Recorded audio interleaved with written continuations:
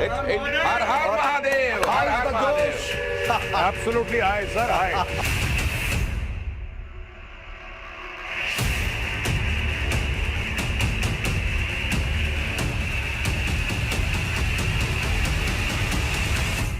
नमस्कार, मैं हूं मुनीश देवगन।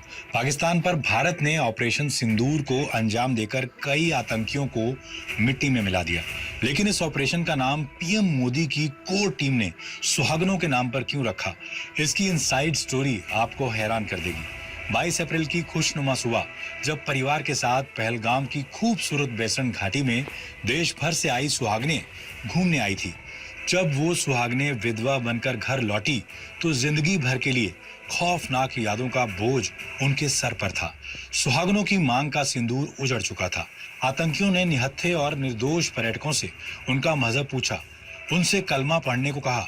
कुछ लोगों की पैंट तक उतारी गई। जो मुस्लिम था उसे छोड़ दिया, जो हिंदू था उसे मार दिया गया। आतंकियों ने पत्नियों के सामने उनके पतियों को मारा था। उनकी मांग का सिंदूर उनके सामने उजाड़ा था। कर्नाटक के मंजूनाथ की पत्नी का सिंदूर उनके सामने ही पोंछ डाला गया। मंजूनाथ की आतंकियों ने जब पॉइंट ब्लैंक रेंज से गोली मारकर हत्या कर दी तो उनकी पत्नी ने आतंकियों से कहा, मेरा सुहाग उजाड़कर मुझे क्यों छोड़ रहे हो, मुझे भी मार डालो। तब एक आतंकी ने कहा, तुम्हें छोड़ रहे हैं ताकि तुम जाकर मोदी को बताओ। औरतों की कलाई सूनी कर दी गई। सुहाग के जोड़े धरे के धरे रह गए। इंडियन नेवी के लेफ्टिनेंट विनय नरवाल की तो एक हफ्ता पहले ही शादी हुई थी। पत्नी हिमांशी के हाथों से मेहंदी का रंग भी नहीं उतरा था। 26 सुहागनों का सिंदूर नपुंसक आतंकियों ने पोंछ डाला। उनके लगेज में रखे रंगीन कपड़े बेमानी हो गए। औरतें सुहागनें आई थी और विधवा लौट रही थी। हिंदू परिवारों में सिंदूर को सुहाग की निशानी माना जाता है। उस रोज आतंकियों ने 26 औरतों का सिंदूर उजाड़ा था। परिवार के मर्द मारे गए और औरतें छोड़ दी गई। ये खौफनाक दास्तान भारत की सरकार को सुनाने के लिए पूरा देश सदमे में था, गुस्से में भी था। आतंकियों की कायराना हरकत का जवाब कब और कैसे दिया जाएगा, इसी का इंतजार हो रहा था। फिर आती है 6 मई की दरमियानी रात, जब अगले दिन भारत में मॉक ड्रिल और ब्लैकआउट की ड्रेस रिहर्सल की तैयारी की जा रही थी। लेकिन रात के 1:05 पर लॉन्च होता है भारत का ऑपरेशन सिंदूर। अगले 25 मिनट तक पाकिस्तान में आतंकिस्तान के 9 ठिकानों को भारत के मिसाइल तबाह कर देते हैं, जिसमें लश्कर और जैश-ए मोहम्मद के ठिकाने जमींदोज कर दिए जाते हैं। इस हमले में 9 आतंकी ठिकानों को निशाना बनाया जाता है। इनमें 100 से ज्यादा आतंकी मारे जाते हैं।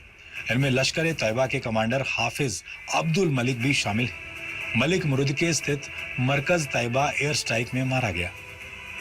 जैश-ए मोहम्मद के प्रमुख आतंकी मौलाना मसूद अजहर ने कहा है कि सुबहान अल्लाह मस्जिद पर किए गए हमले में उसके परिवार के 10 सदस्य और 4 करीबियों की मौत हो गई। वो खुद मौत की भीख मांग रहा है। भारत की ये जवाबी कार्रवाई पहलगाम हमले के 15 दिन बाद की गई और इसका नाम दिया गया ऑपरेशन सिंदूर। ये नाम उन महिलाओं को समर्पित है जिनके पतियों की पहलगाम में 22 अप्रैल को आतंकियों ने हत्या कर दी थी, जिनका सिंदूर उजाड़ा गया था। भारत ने पाकिस्तान को घर में घुस के मारा। आतंकियों को उनके ठिकानों पर निपटाया गया। पीएम मोदी ऑपरेशन सिंदूर को पूरी रात मॉनिटर करते रहे। आतंकियों ने कहा था, मोदी को बता देना। मोदी ने आतंकियों को बता दिया कि देश की महिलाओं का सिंदूर उजाड़ने वालों का पूरा कुनबा उजाड़ेगा भारत। पाकिस्तान को डर है भारत और बड़ी कार्रवाई ना करे, लिहाजा पाकिस्तान के रक्षा मंत्री ख्वाजा आसिफ ने कहा है, पाकिस्तान अपनी हिफाजत कर सकता है, लेकिन भारत रुक जाता है तो हम भी रुक जाएंगे। ये वो डर है जो पाकिस्तान में कायम रहना चाहिए। भारतीय सैन्य बलों की तरफ से इस ऑपरेशन की जानकारी को लेकर खास तौर से प्रेस कॉन्फ्रेंस का आयोजन किया गया। आतंकियों के खिलाफ ऑपरेशन सिंदूर की कहानी सुनाने के लिए भारत ने अपनी 2 महिला अधिकारियों को चुना। भारतीय सेना की कर्नल सोफिया कुरैशी और एयरफोर्स की तरफ से विंग कमांडर व्योमिका सिंह ने इस ऑपरेशन से जुड़ी एक जानकारी दुनिया के सामने रखी। दोनों महिला अधिकारियों की ऑपरेशन सिंदूर पर मीडिया ब्रीफिंग उन आतंकवादियों को करारा तमाचा है जिन्होंने पहलगाम में धर्म के आधार पर हत्याएं की। इसके साथ ही ये उन लोगों के लिए भी साफ संदेश है जो इस घटना के बाद देश में हिंदू मुसलमान करने में जुटे थे। सरकार ने इसके साथ ही संदेश दिया, पाकिस्तान वालों, तुम्हारे यहाँ से ज्यादा मुसलमान हमारे मुल्क में हैं। अपने यहाँ के मुसलमानों की वतन परस्ती पर हमें नाज है।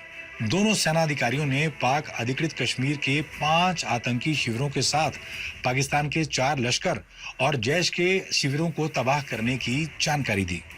भारत ने पहले आतंक के खिलाफ मुंह तोड़ जवाब देने के लिए अपने एक्शन को ऑपरेशन सिंदूर का नाम दिया। सिंदूर प्रतीकात्मक रूप से महिलाओं से जुड़ा है। हिंदू महिलाएं अपने सुहाग के प्रतीक के रूप में सिंदूर का इस्तेमाल करती हैं। पहलगाम में जिस तरह से आतंकियों ने देश की मां, बहन और बेटियों के सामने उनके बेटे, भाई और पतियों की हत्या की, उसका जवाब दुनिया को देना जरूरी था।